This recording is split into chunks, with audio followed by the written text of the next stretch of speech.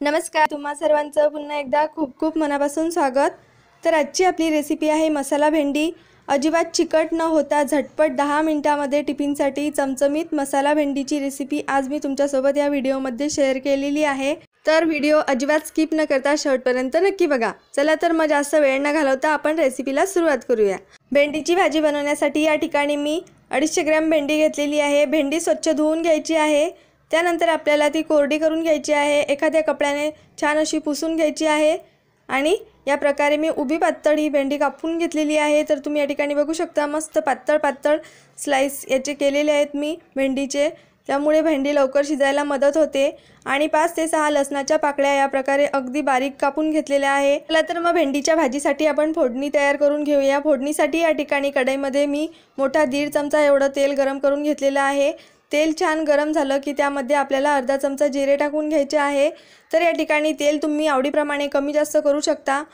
त्यानंतर जिरे या प्रकारे छान तेलामध्ये तडतडले की त्यामध्ये आपल्याला कापून घेतलेल्या लसणाच्या पाकळ्या टाकून घ्यायच्या आहेत। आता लसूण टाकल्यानंतर आपल्याला लगेचच यामध्ये भेंडी टाकून घ्यायची आहे। हा लसूण आपल्याला अजिबात फ्राय वगैरे करण्याची आवश्यकता नाही आहे, कारण भेंडी बरोबर लसूण छान असा परतला जातो। आता भेंडी टाकून घेतल्यानंतर भेंडीला आपल्याला तेलामध्ये छान 2 ते 3 मिनिट एकसारखं परतून घ्यायचं आहे। आता झाकण न ठेवता मध्यम आचेवर आपल्याला भेंडी छान शिजवून घ्यायची आहे।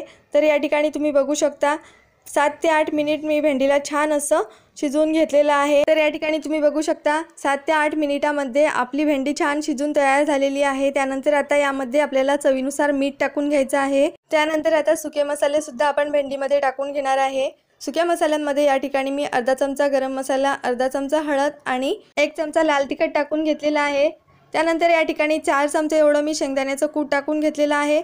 आता टाकून घेतलेले सगळे मसाले आणि शेंगदाण्याचं कूट आपल्याला छान भेंडीमध्ये एकजीव करून घ्यायचं आहे आणि छान आपल्याला भेंडीबरोबर हे मसाले आणि शेंगदाण्याचं कूट छान परतून घ्यायचं आहे। तर या ठिकाणी तुम्ही बघू शकता अतिशय सुंदर असा रंग आपल्या भेंडीला आलेला आहे आणि अजिबात चिकट ही भेंडी झालेली नाही आहे। तुम्ही बघू शकता किती छान मस्त मोकळी आपली भेंडी बनून तयार झालेली आहे। तर भेंडीची भाजी चिकट न होण्यासाठी सुरुवातीलाच अजिबात मीठ न टाकता भेंडी शिजल्यानंतर त्यामध्ये आपल्याला मीठ टाकून घ्यायचं आहे आणि भाजी बनवताना त्यावरती आपल्याला अजिबात झाकण ठेवायचं नाही आहे।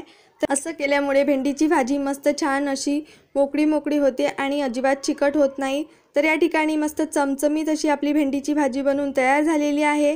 आता आपल्याला गॅस बंद करून घ्यायचा आहे। तुम्ही या ठिकाणी बघू शकता मस्त झटपट आपली 10 मिनिटांमध्ये चमचमीत अशी मसाला भेंडी बनवून तयार झालेली आहे। तर तुम्ही सुद्धा माझ्या या पद्धतीने एकदा भेंडीची भाजी नक्की बनवून बघा, तुम्हाला माझी ही रेसिपी नक्की आवडेल।